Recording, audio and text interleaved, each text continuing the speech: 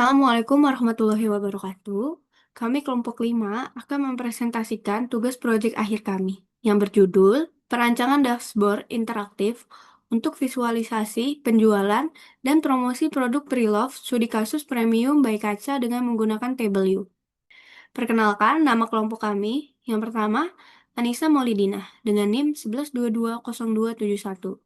Selanjutnya, Malika Kesya Putri Riyandi dengan NIM 11220273. Dan saya sendiri, Nur Hayati dengan NIM 11220379. Dan yang terakhir, Intan Permatasari dengan NIM 11220660. Latar belakang, kemajuan teknologi informasi mendorong UKM untuk bertransformasi digital, terutama dalam operasi, pemasaran, dan penjualan melalui platform online seperti marketplace dan media sosial. Dashboard interaktif menjadi solusi efisien untuk memvisualisasikan data bisnis secara real-time, termasuk tren penjualan dan efektivitas promosi. Penelitian ini mengambil kasus usaha pre-love gendongan bayi impor yang berjualan di Shopee dan promosi melalui TikTok Live. Dashboard interaktif dengan table view publik dirancang untuk memvisualisasikan data penjualan secara real-time guna mendukung evaluasi performa dan strategi pemasaran. Selanjutnya akan dibacakan oleh Intan Permatasari.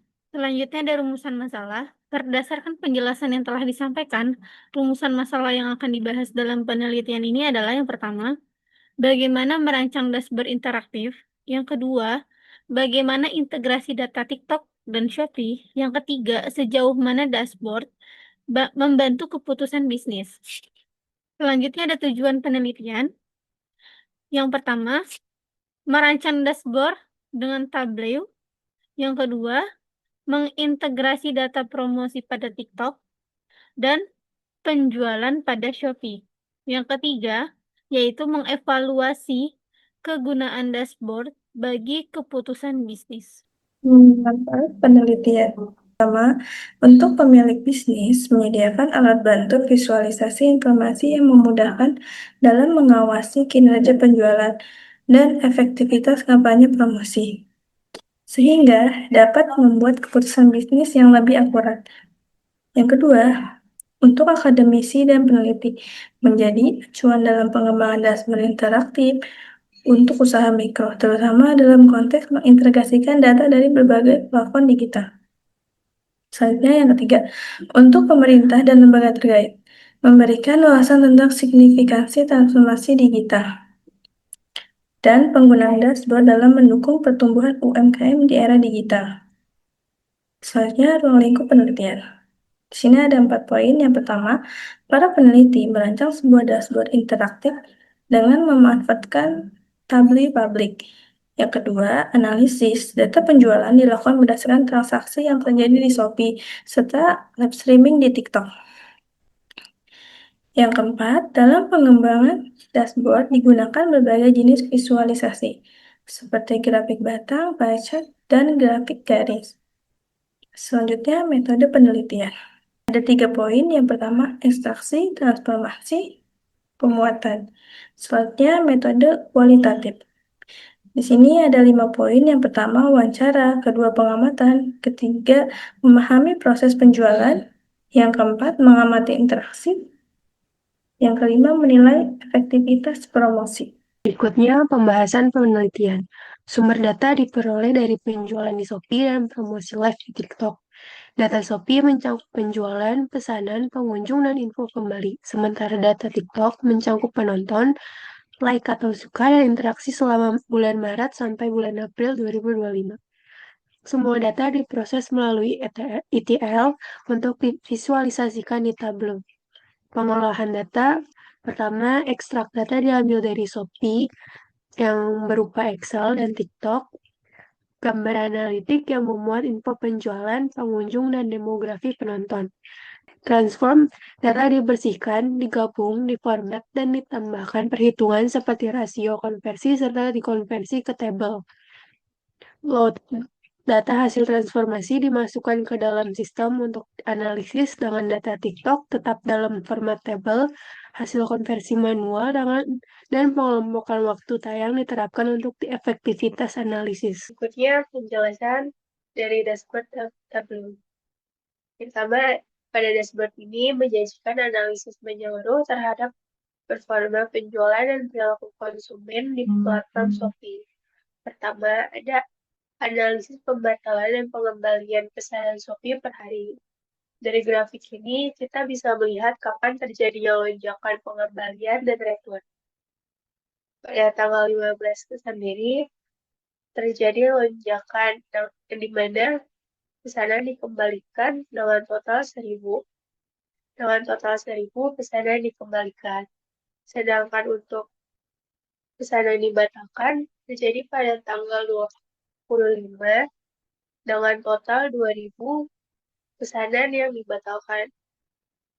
Sedangkan untuk pengembalian penjualan dibatalkan, lonjakan terjadi pada tanggal 15 dengan total sebanyak 329 penjualan yang dibatalkan. Kedua, ada perbandingan total penjualan Shopee dari bulan April dan Mei. Pada grafik horizontal bar ini, membandingkan total penjualan antara bulan April dan Mei. Terlihat. Kedua, ada perbandingan total penjualan Shopee di bulan April dan Mei. Pada grafik horizontal bar ini membandingkan total penjualan antara bulan April dan Mei. Terlihat bahwa penjualan di bulan April meningkat dibanding bulan Mei. Ketiga, ada rasio konversi pengunjung menjadi pembeli per harinya. Menggambarkan seberapa banyak pengunjung yang berhasil dikonversi menjadi pembeli tiap harinya. Pada hari ke-9, mencatat rasio tertinggi sebanyak 0,5. Keempat, ada total pesanan Shopee berdasarkan tanggal transaksinya. Bar chart ini menunjukkan jumlah pesanan yang terjadi tiap tanggal. Pada tanggal 30 menjadi yang tertinggi, yaitu sebanyak 19 total pesanan yang terjadi. Kelima, rasio minat terhadap pembeli yang menunjukkan perbandingan antara produk yang dilihat dan produk yang dibeli. Banyak 187 produk dilihat dengan rasio minat sebanyak 19. Keenam, ada distribusi jumlah pembeli aktual terhadap potensi pembeli. Grafik ini membandingkan jumlah potensial pembeli dengan realisasi aktual sebanyak 1 sebagai total potensi pembeli dengan rasio potensinya untuk membeli itu ada 4,3. 7 ada total skor pembelian ulang per pembeli. Grafik ini menganalisa seberapa sering pelanggan melakukan pembelian ulang. Sebanyak 3 pembeli yang melakukan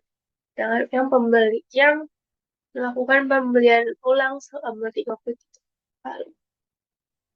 Kemudian pada tampilan dashboard berikut ditunjukkan distribusi penonton dan waktu live tersibuk dalam mendukung promosi di TikTok.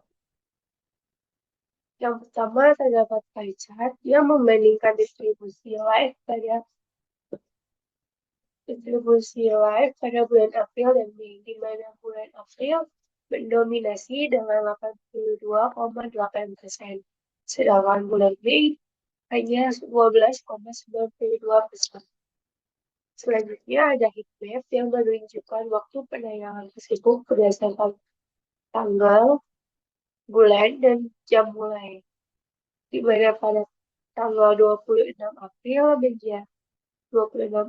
pada pukul 18 atau jam 6 sore memiliki penonton terbanyak sebanyak 3.900 penonton. Selanjutnya, hasil penelitian. Berikut merupakan gambaran dashboard Shopee yang menampilkan indikator kinerja penjualan harian, pesanan batal atau kembali, perbandingan calon dan pembeli, total penjualan bulanan, rasio minat pembelian, kepuasan pelanggan, dan jumlah pembeli. Di sampingnya ada dashboard TikTok. Berikut tampilannya. Dashboard berikut memvisualisasikan efektivitas sesi live streaming berdasarkan waktu tayang, total viewers. Informasi ini untuk mengoptimalkan jadwal promosi di TikTok. Selanjutnya, ada kesimpulan dan saran. Kesimpulannya, penelitian ini menunjukkan dashboard interaktif membantu mengambil pengambilan keputusan usaha kecil dengan mengintegrasikan data Shopee dan TikTok. Proses ETL memudahkan pengolahan data menjadi visualisasi di table view, menampilkan tren penjualan, promosi, dan interaksi konsumen untuk strategi bisnis. Dashboard ini efektif mendukung UMKM beradaptasi di era digital. Dan sarannya, disarankan otomatisasi pengumpulan data dari Shopee dan TikTok, serta menambah fitur analitik pada dashboard untuk meningkatkan akurasi dan mendukung strategi pemasaran. Sekian presentasi dari kelompok kami. Kurang lebihnya mohon maaf. Assalamualaikum warahmatullahi wabarakatuh.